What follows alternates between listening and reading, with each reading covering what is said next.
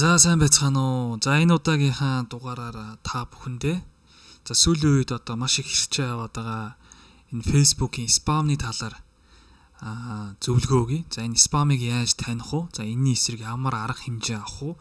За Facebook-ийн маань хуудас болон хувийн аккаунт маань аюулгүй байгааг хэрхэн мэдэх вэ? Энэ талаар бол хэдүүлээ товчхон танилцъя гэж бодож байна. За юуны төрөнд хуудас дээр маань одоо янз бүрийн notification ирээд байдаг те. За эсвэл бол одоо мессеж дээр танихгүй нэг аккаунтаас янз бүрийн мессеж монголоор болон англиар ирээд бидрийг айлгаад байгаа. За энэ үед бол маш тайван байх хэрэгтэй. За спамчдын арга бол ерөөсөө таныг маш их яаруулна, альва нэг үйлдэл хийлгүүлэх гэж үзэн. За 24 цагийн дотор 48 цагийн дотор гэдэг нь тулгамдж шахамдуулна. За энэнд бол огт итгэж болохгүй. Яагаад гэвэл Facebook-ийн ямар ч алгоритм дээр ийм хурдтайгаар ямар нэгэн үйлдэл тэнийг одоо яаруулдаг зүйл бол огт байхгүй. Хэрвээ хэн нэгэн таныг яаруулах гад байх юм бол за энэ нэг л худлаа болоо авчлаа шүү гэж бодох хэрэгтэй. За муу notification-ууд бол над дээр мөн адил ялгаагүй ирж байгаа. За энийг яаж нэгдүгээр таних вэ гэдэг яагаад тэр notification тань дээр ирээд байгаа гэдэг талаар хэдүүлээ харцгаая. За үүний тулд бол өөрийнхөө одоо веб хуудас руу ороод за энэ mention гэдэг энэ нэг хэсэг байгаа. За mention гэдэг хэсэг рүү ороод ингээ харах хэрэгтэй.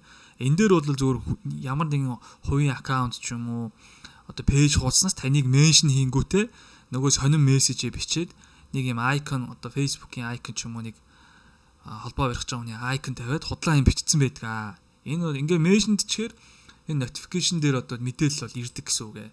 За эсвэл бол энэ review хэсэг дээр одоо тань дээр пэйж дээр мөн адил review биччихдэг. За ингэсэн тохиолдолд бол мөн адил тань дээр тэр мэдээлэл ирээд байгаа гэсэн үг. За энэ хоёр дээр л итгэж болохгүй. Огт итгэж болохгүй. За хэрвээ иймэрхүү сонин балаа зүйлс хүрээд ирэх юм бол ер нь яах вэ гэх юм бол за тухайн одоо орсон мэдээллийнхний баруун дээд бууланд 3 зураас байгаа. За тэр 3 зураас дээр нь дараад за энэхүү зүйлийг бол ерөнхийдөө мэдэгдэх гэдэг тийм хэсэг гарч ирдэг. За report хийх гэх те. Report хийгээд spam байна гэж хэлээд за өөрийнхөө пэйж хуудсан дээрээс hide from page ч юм уу ингээд нуучих хэрэгтэй. За өөр үйлдэлийг бол энэ дээр огт хийх хэрэггүй. За яг таны хуудас аюулгүй байна уу гэдгийг харин хэрхэн шалгах вэ гэж те.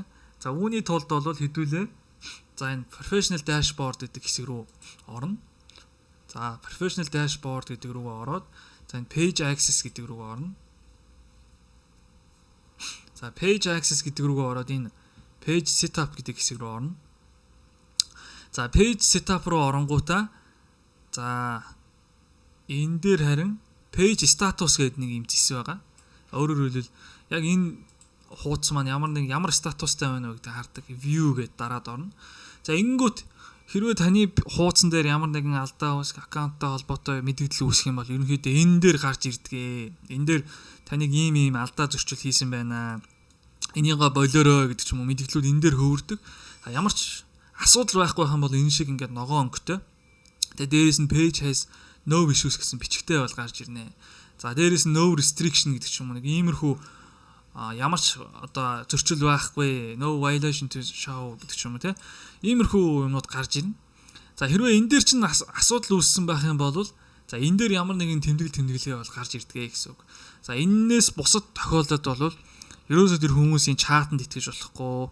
За тэр ирж байгаа notification-д бол итгээд за би яах вэ гэдээ бол сандраад айгаад ах зүйл огт байхгүй. Зүгээр тэр хүмүүсийг тент нь үлдээгээд явах хэрэгтэй. Хэрвээ жоохон боломж олддог бол аль болох report хийгээд энийг бол spam байна гэж мэдгдэх хэрэгтэй. Тэгээ олон report spam-ууд цуглараад ирэхээр хүссэн үсээгөө нөгөө хүн маань тэр хуурамч хаягийг үүсгэх гээд бол хэцүү болж ирдэг байж байгаа. За ингээд миний жижигхэн зөвлөгөө та бүхэнд таалагдсан гэдэгт итгэж байна. За тэгээд далаад тусал нэмэр гихчээр за хэрвээ иймэрхүү одоо аюултай эрсдэлтэй тулгарх юм бол бити санаа зовоорой. За саяны үйлдэлийг дагаад хийгээрэй.